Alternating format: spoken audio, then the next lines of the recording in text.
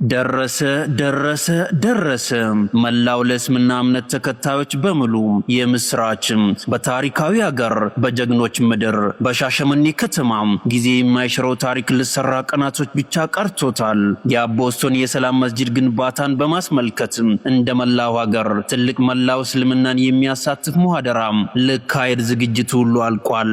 ይሄ ትልቅ ፕሮግራም በሻሸመኔ ከተማ ለመጀመሪያ ጊዜ የሚካሄድ ሲሆን በሻባን 20 ወይም የካቲት 1 በ2018 ዓ.ም በሻሸመኔ ከተማ ስታዲየም ልዩ ታሪክ ይፈጠራል። እንደምታወቀው የአቦስቶ ወይም የሰላም መስጂድ አስደናቂና ድንቅ ግንባታ ላይ መሆኑን ሁላችንም የምናውቀው ሲሆን በአሁኑ ወቅት 33 የሚሆኑ የቀበሌ ቤቶች፣ 13 የሚሆኑ የግል ቤቶች በአጠቃላይ 46 ቤቶች ካሳ ተከፍሏቸው በዚህ መልክ ልነሱ ይችላል።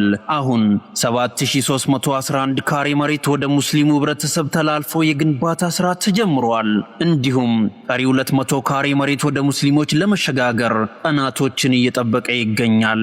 ምን ልሰራ ነው ምን ልገነባ ነው ለምለው በሀገሪቷ እስካሁን ያልተገነባ ጂ+3 ግዙፍ የሆነ መስጂድ 4 ሚናራ ያሉት እያንዳንዱ ሚናራ 100 ሜትር የሚረዝሙ እንዲሁም 4 ትላልቅ ዘመናዊ የንግድ ህንጻዎች ያሉት በግራና በቀኝ በዚህ መልክ የተሰሩ ሱቆች ጂ+4 የሆነ ሻሼ መድረሳ ህንጻ በ4000 ካሬ ላይ ያረፈ በ81 አካባቢ የሚገኝ በዚህ መልክ በከተማው መሃል እየተገነባ ይገኛል።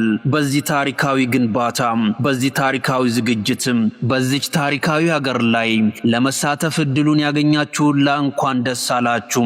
በዚህ ፕሮግራም ላይ የሀገሪቷ ትላልቅ አመራሮች፣ ዶክተሮች፣ አሊሞች፣ ዳኢዎች፣ ኡስታዞች እንዲሁም ከውጪና ከውስጥ ያሉት መላው የእስልምና ህብረተሰቦች በዚህ ታላቅ ሙሐደራ ላይ ይገኛሉ፣ ይሳተፋሉ። እቺ ታሪካዊ ምድር የጀግኖች መንደር ሻሸመኔ ከተማ ትልቅ ታሪክን ለመስራት ጥሪ ያደረገችላችሁ ትገኛለች።